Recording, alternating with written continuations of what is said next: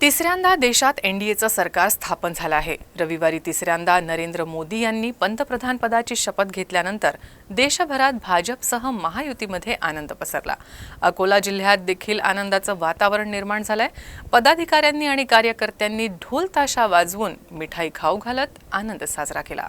आळशी संकुलमधील भाजपच्या कार्यालयासमोर प्रांगणासह सिव्हिल लाईन्स चौक, गांधी चौक, अकोट फाईल आदी भागात सुद्धा शपथविधी सोहळा पाहण्यासाठी मोठी LED स्क्रीन उभारण्यात आली होती।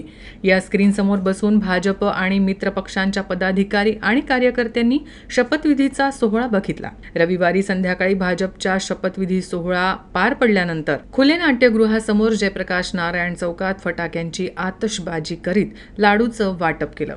त्यानंतर भाजप पदाधिकारी आणि कार्यकर्त्यांनी ढोल ताशांच्या तालावर नृत्य करीत तिसऱ्यांदा होणाऱ्या शपथविधीचं स्वागत केलं आणि आनंदही व्यक्त केला।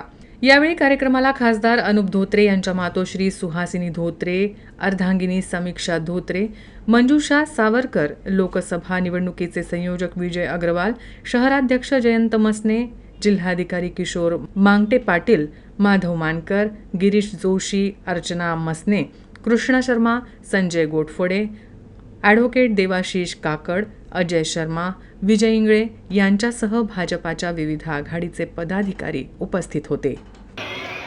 मैं विधि द्वारा स्थापित अक्षुण्ण रखूंगा नरेंद्र दामोदर दास मोदी। मैं प्रत्यक्ष